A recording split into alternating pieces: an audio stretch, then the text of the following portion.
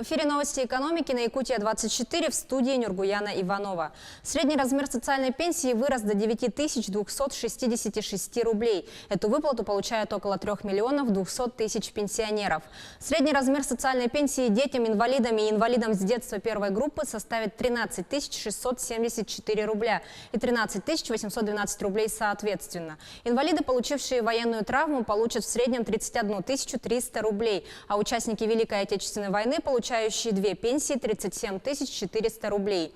Увеличатся выплаты военнослужащим, проходившим военную службу по призыву, участникам Великой Отечественной войны, а также гражданам, пострадавшим в результате радиационных и техногенных катастроф и другим категориям. В марте правительство утвердило индексацию пенсий на 2% в соответствии с ростом прожиточного минимума пенсионеров в 2018 году.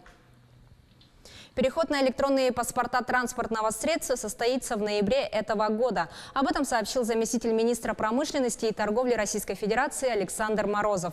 Ввод электронных ПТС упростит различные виды операций с транспортными средствами, оформление, страхование, техосмотр и так далее. Кроме того, операции с электронными ПТС обойдутся дешевле. Так, госпошлина и за выдачу и восстановление документа установлена в размере 600 рублей вместо 800 рублей за бумажный вариант. А внесение изменений оценено в 150 рублей против 350 рублей в бумажном варианте.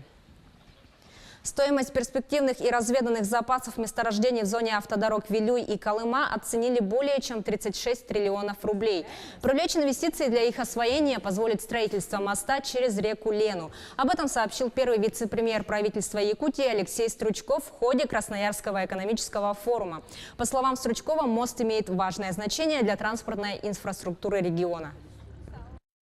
Стоимость перспективных и разведанных запасов в зоне тяготения к федеральным автодорогам Вилюй и Колыма, возможность и эффективность освоения которых увеличится с круглогодичным доступом, оценивается более чем в 36 триллионов рублей. Строительство Ленского моста и федеральной дороги Вилюй от Якутска до населенного пункта Верхнемарков Иркутской области позволит создать значительную часть северного широтного пояса нашей страны и свяжет Восточную Сибирь с территорией Якутии, Магаданской областью и откроет путь к портам Охотского моря. На полях того же Красноярского экономического форума власти Якутии обсудили медицинские проекты с компанией Philips. Стороны обсудили возможные пути сотрудничества по медицинским проектам. Представители компании Philips заинтересованы в поставках медицинского оборудования и программного обеспечения технологий в сфере телемедицины. Якутия готова увеличить экспорт ювелирных изделий и сельхозпродукции в рамках нацпроекта «Международная кооперация и экспорт». Планируется, что к 2024 году несырьевой экспорт может достигнуть 2% валового регионального продукта. Отметим, что объем экспорта несырьевых неэнергетических товаров из Якутии по итогам 2018 года составил около 241 миллиона долларов США. Власти Якутии планируют представить проекты модернизации морского порта в Тиксе и Зеленомысского речного порта в Черском на форуме «Арктика. Территория диалога». Форум пройдет в Санкт-Петербурге с 9 по 10 апреля. Морской порт Тикси, который находится в Булунском районе Якутии, планируется представить как порт двойного назначения. Ведется активная работа с Минобороны Российской Федерации. В частности, ожидается подписание соглашения с ведомством о развитии порта. Инвестиции в проект оцениваются в 2 миллиарда 600 тысяч рублей.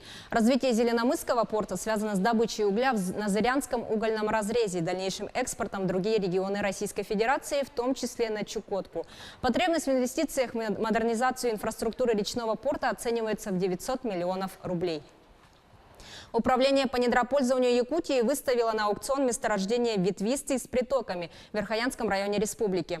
Запасы участка составляют 385 килограмм золота. Победитель будет определен 21 мая. Также в этот день на аукцион выставляются еще 4 участка: ручей Ампынья на реке Индигирка, ручей Муравьевский, Тарынгнах на реке Якакит, Арагатчу на реке Тимтон. На этом у меня все. Оставайтесь в курсе экономических событий на Якутия-24.